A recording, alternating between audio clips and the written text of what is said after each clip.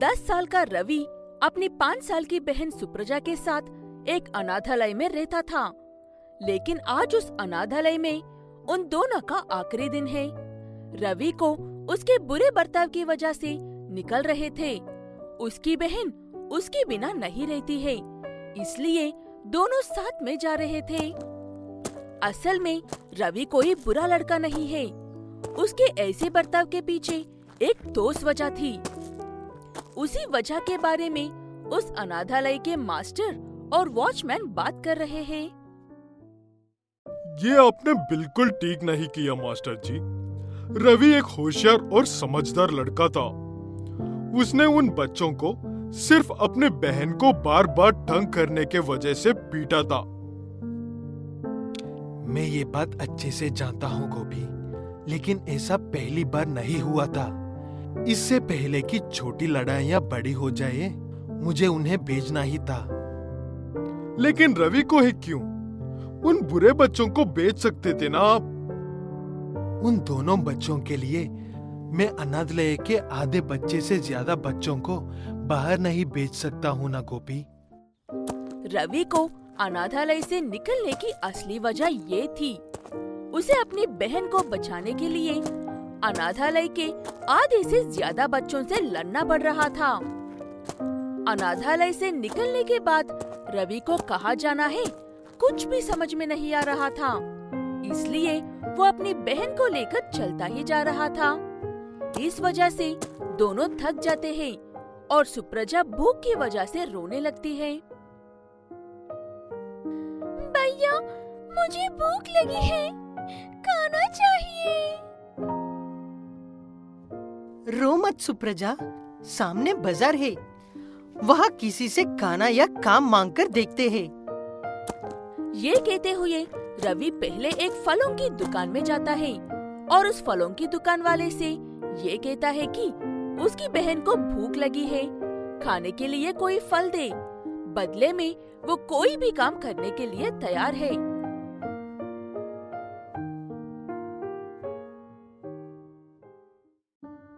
देखो बच्चे, यहाँ पर दिन भर में कई लोग आते हैं। मेरे पास तुम्हें देने के लिए कुछ नहीं है, ना काम ना फल। अब जाओ यहाँ से, इससे पहले कि मैं गुस्सा हो जाऊं। ये कहते हुए वो फलों की दुकान वाला रवि और उसकी बहन को वहाँ से भगा देता है। रवि अपनी बहन के साथ ऐसे बाजार की हर दुकान में जाता है।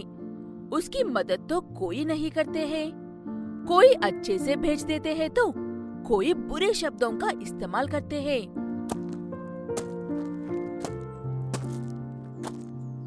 लगता है यहाँ के लोग हमसे भी ज्यादा गरीब है। चलो बहन, कहीं और चलते हैं। ये कहते हुए रवि अपनी बहन को लेकर उस जगह को छोड़ ही रहा था कि तभी उसे एक होटल वाला आवाज लगाकर बुलाता है। मैं तुम्हें इस बाजार में दोपहर से देख रहा हूँ। तुम दोनों इस बाजार की हर दुकान में जाकर मदद मांग रहे हो, लेकिन मेरी दुकान पर क्यों नहीं आए हो? मैं भी जब से इस बाजार में आया हूँ, तब से आपको और आपके होटल में रखे स्वादिष्ट खाना को ही देख रहा था। और मैंने ये भी देखा कि आपके दुकान पर खाना तो है, लेकिन ग्राहक नहीं है। इसीलिए मैं आपके दुकान की ओर नहीं आया। ये बात सुनकर वो होटल वाला मुस्कुराता है और उसकी सोच के लिए उसे शाबाशी देकर दोनों को अपने होटल में बैठाकर अच्छे से खाना खिलाता है। भैया, ये खाना तो बहुत ही स्वादिष्ट है। क्या मैं और खा सकती हूँ? तुम्हें जितना चाहिए उतना खाओ बच्ची। आप हमारी इतनी मदद क्यों कर रहे हो अंकल जी? क्या आपको हमसे कुछ काम है? वो होटल वाला रवि की बात सुनकर एक बार और मुस्कुराता है और रवि से उसके माँ बाप के बारे में पूछता है। तब रवि कहता है कि उसे उनके बारे में कुछ भी पता नहीं है। वो अपनी बहन के साथ अनाथालय में रहता है और उन्हें किसी वजह से वहाँ से निकाल दिया गया।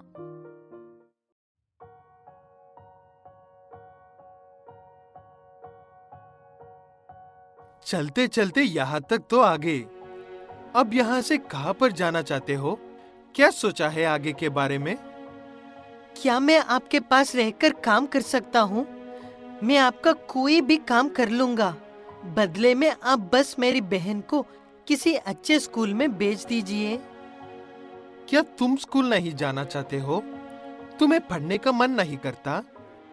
किसी के एहसान पर एक वक्त का खाना खाना अलग बात है, और किसी के एहसान पर पूरी जिंदगी गुजरना मुझे पसंद नहीं है। मैं काम करके अपने बहन को पढ़ाऊंगा। वो कहते हैं ना, मजबूत इरादों वालों की कभी हार नहीं होती है। ऐसे ही सुबह के भटके रवि को शाम तक एक ठिकाना मिल जाता है। ऐसे इरादे वाले अपने जीवन काल में अक्सर कोई ना कोई मिसल कयाम करके ही जाते हैं। एक ना एक दिन ये छोटे से गरीब भाई और बहन भी कुछ करके दिखाएंगे। जिंदापुर नाम के गांव में 2 अपार्टमेंट्स हैं। उनमें से एक अपार्टमेंट बहुत ही शानदार था। उस अपार्टमेंट में किसी भी चीज की कोई कमी नहीं थी। दूसरे अपार्टमेंट में कोई भी चीज ढंग ही नहीं थी। वो शानदार अपार्टमेंट था धनवानों का, जहाँ पर हर चीज की बर्बादी होती है। बिना वजह के खाने की बर्बादी और पानी की बर्बादी। माँ, मुझे ये खाना नहीं चाहिए। अगर नहीं चाहिए तो कचरे के डब्बे में फेंक दो बेटा बंटी। कितनी बार कहा है तुमसे? माँ, मैं पूल में जा रहा हूँ। हाँ, लेकिन पानी में जाने से पहले माली से कहना कि पूल का सारा पानी बदल दे। जिस जगह पर इतने खाने और पानी की बर्बादी हो रही है, उसी जगह से 2 कदम की दूरी पर एक वो दूसरा अपार्टमेंट है जो गरीबों का है। वहाँ पर हर चीज की कमी है। लोग खाने के लिए दिन रात मेहनत करते हैं, लेकिन पानी उन्हें मेहनत करने पर भी नहीं मिलता है। उन गरीबों के अपार्टमेंट में केशव नाम का एक व्यक्ति रहता है, जो उन धनवानों के अपार्टमेंट में माली काम करता है और चुपके से अपने अपार्टमेंट में थोड़ा थोड़ा पानी भेजता है। मैं स्विमिंग पूल से पानी निकलने के लिए जा रहा हूँ। तुम लोग जल्दी से पीछे वाले नाले के पास आकर पानी पकड़ लो। ठीक है जी, मैं बाकी सबको भी बताकर जल्दी से आ जाऊंगी। ये कहते हुए केशव स्विमिंग पूल से पानी खाली करने के लिए जाता है और उसकी पत्नी बाकी अपार्टमेंट वालों को लेकर उस पानी जमा करके फिर से इस्तेमाल करने के लिए जाती है। लेकिन बंटी और चिंकी की माँ गीता को ये बात भी हजम नहीं होती थी और वो हमेशा केशव को ऐसा करते हुए पकड़कर सबके सामने उसे शर्मिंदा करना चाहती थी। लेकिन इससे पहले कि गीता ऊपर से नीचे आ जाए, केशव और दूसरे अपार्टमेंट वाला अपना काम करके चले जाते थे। शायद आज केशव की किस्मत उतनी अच्छी नहीं थी, इसलिए गीता उसे पकड़ ही लेती थी।